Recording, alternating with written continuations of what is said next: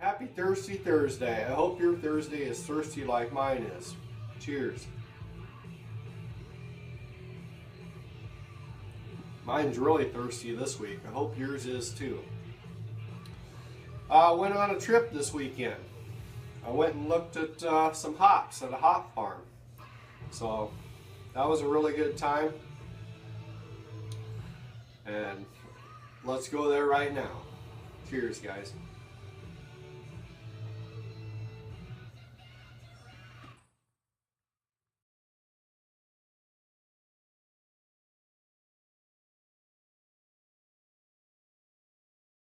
So I'm here with Chandler from Central Iowa Hops, and he's going to give us a little tour today of his hop farm, and I'm going to ask him some questions on some stuff. So,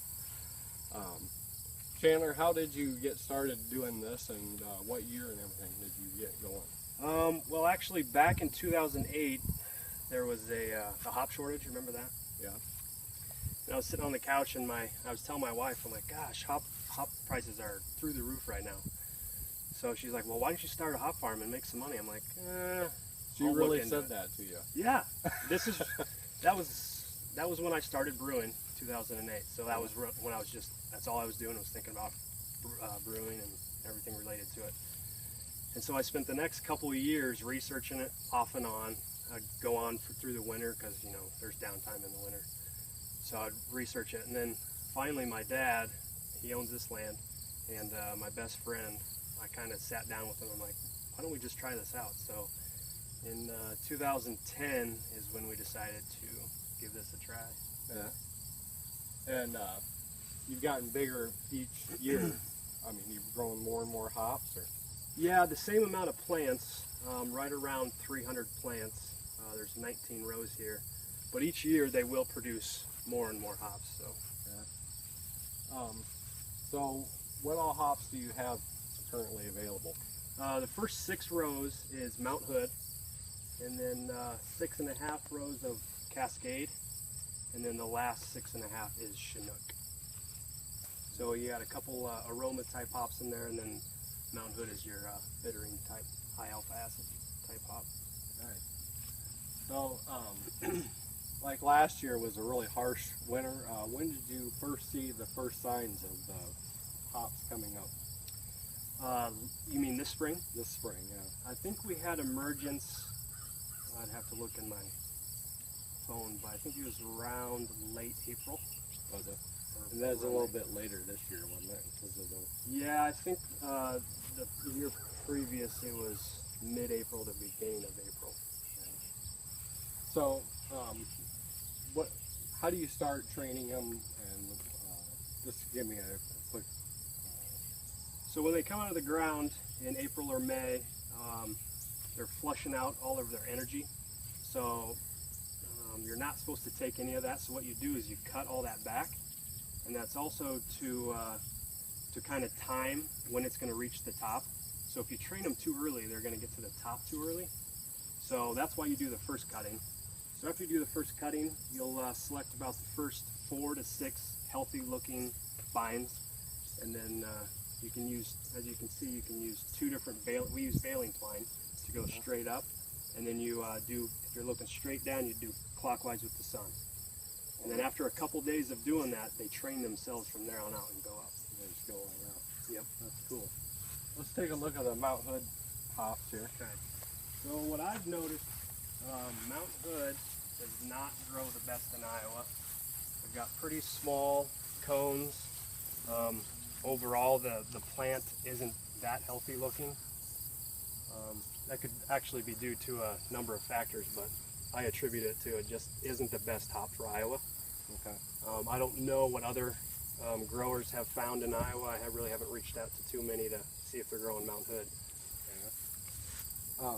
When I was here last year, I know that you didn't have any Mount Hood. Yeah, last year we got hit with Japanese beetles. Oh, that's right. And so they started on that first row and just worked their way this way, eating the entire leaf structure. I mean, this thing looked like a skeleton overnight.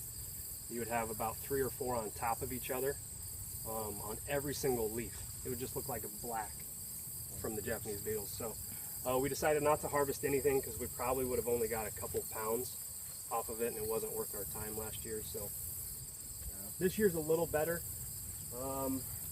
Tell you the truth, I don't know how many pounds, if we were to pick this right now, how many we would get. Probably no more than 5 dry pounds. Oh, really? Yeah. Per plant, you mean? Or the No, whole thing? For this whole thing. I mean, thing. it's just, you'll be able to see a difference if you zoomed in on, you know, what these look like compared to Cascade and Chinook. Yeah. It's night and day difference. They look a lot healthier. Yeah. I mean, there's barely any there. Let's go down and take a look at the Cascade. Okay.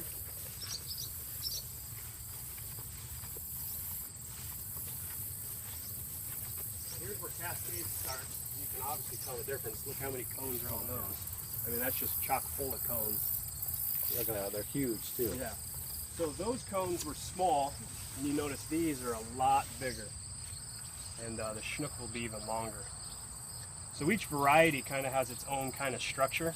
If you ever saw a close-up on all of them, some people can probably tell a difference.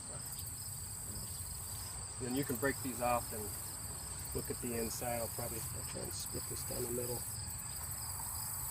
You can see the lupulin glands. All those yellow balls are what give you the bitterness that you're trying to extract when you brew with hops. And you could probably talk more about that than I could. You're more into the home brewing than I am. So. Yeah. Oh, those look really nice. Yeah. I mean, there's tons of them. They go clear to the top too, where the other ones. Generally, almost every variety will stop about 4 feet. They won't grow under 4 feet. You might see a few. But that's pretty much, you can see all the way down 3 to 4 feet up is when they start growing all the way to the top. The cones do. And then once they reach maturity, this is variety dependent, but you should be able to get anywhere from 1 to 2 dry pounds of hops from each plant.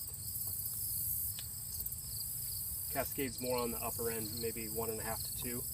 A Mount Hood's obviously on the lower end. Right. It might grow better in some other areas, but yeah, that looks good. Okay. Sorry about the weeds. We haven't been out here in a week.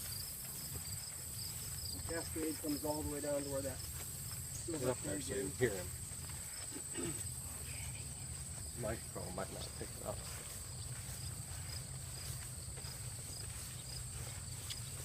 So here is Chinook, and see if I can find a good example.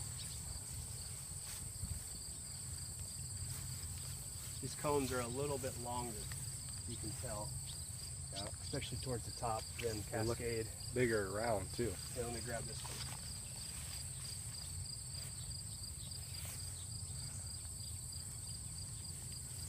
So that one's, you can definitely tell they're a lot longer.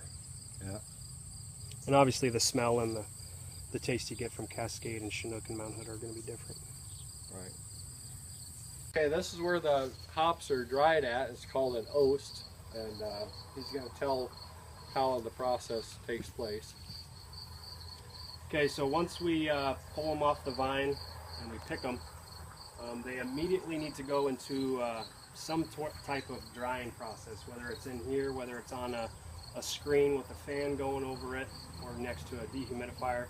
It needs to be dried, I think, within a couple hours or it starts spoiling. So, quick, huh? yeah, so they'll go in here and grab that door. And so what we have is shelves.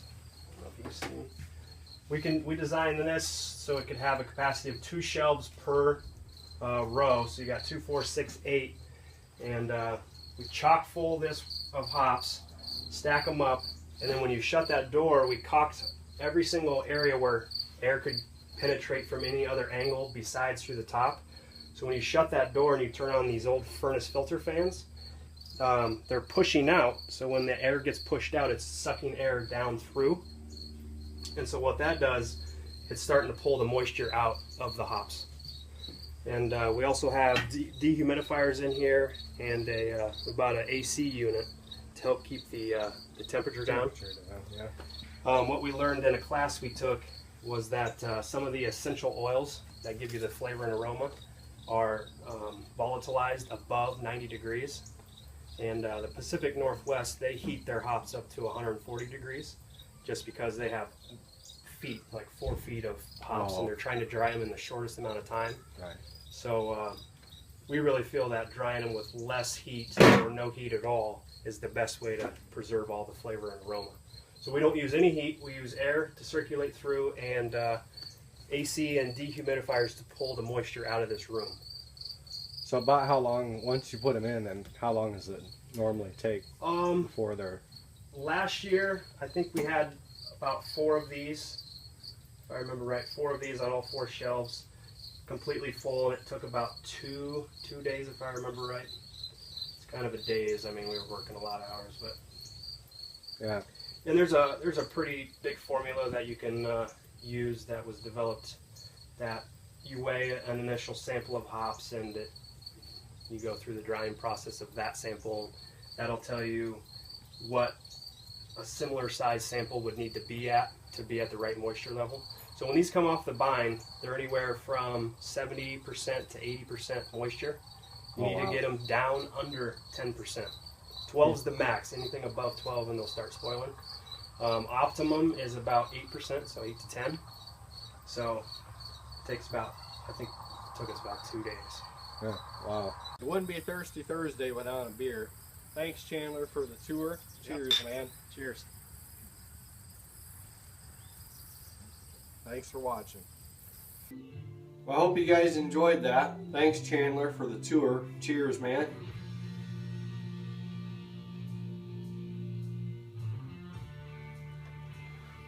That's about all I got this week, guys. Thanks for watching, and we'll see you next Thursday. I'm out.